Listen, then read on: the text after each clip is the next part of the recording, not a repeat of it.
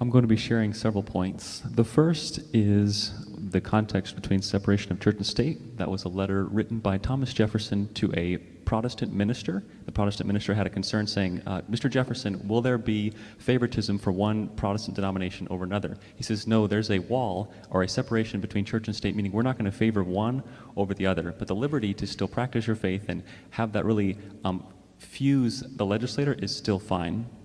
The last part is commentary. The next point is, where do we get law?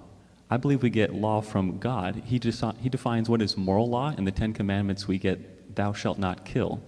If we were to degrade law to just our subjective input, it becomes rather fluid with our culture.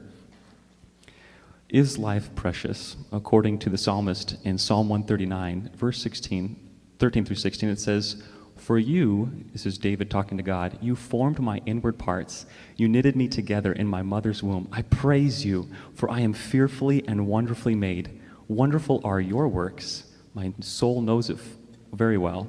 My frame was not hidden from you, and when I was being made in secret, intricately woven in the depths of the earth, your eyes saw my unformed substance. In your book were written, every one of them, the days that were formed for me, when as yet there was none of them. God knows ahead of time who we are while we're still in the womb and what's going to happen after birth. Speaking again of what God's plan is for that life, it says in Ephesians 2:10, this is Paul talking to the church in Ephesus, for we are God's handiwork, created in Christ Jesus to do good works, which God prepared in advance for us to do. So we see that God has a perspective on life. It is precious. Let's go back to the Ten Commandments. We're not supposed to murder. Leviticus 24, God is explaining to the children of Israel the moral law. He says, whoever takes a human life shall surely be put to death. So God's implementing capital punishment for murder.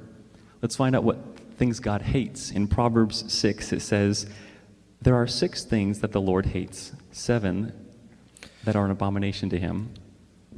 Haughty eyes, a lying tongue, and hands that shed innocent blood. A baby that's in the womb is innocent. He or she has committed no crimes. So for us to shed that innocent blood, it's not good. The heart starts to beat at about 5.5 to 6 weeks old in the womb. That baby has blood. We're not supposed to shed that innocent blood. Jesus said, you shall not murder in Matthew 19, verse 18. James wrote, do not murder. Children are a blessing. It says in Psalm 127, verses 3 through 5, behold, children are a heritage from the Lord, the fruit of the womb, a reward. Like arrows in the hand of a warrior are the children of one's youth. Blessed is the man who fills his quiver with them. He shall not be put to shame when he speaks with his enemies in the gate. Now, what about the life of the child? Is it determined by social factors? If the family doesn't want it, does life become not as valuable? What if there's not enough funding to support the child? Do we kill the baby in the womb because we can't afford the baby? What if the baby isn't healthy enough? Do we kill the baby because we determined that that health level isn't where we want it to be? Or is life precious even if it has special needs?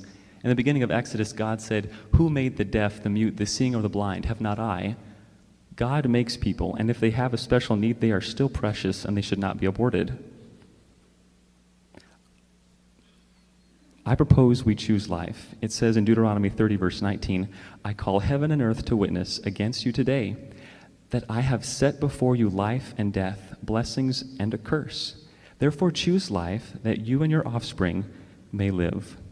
Thank you.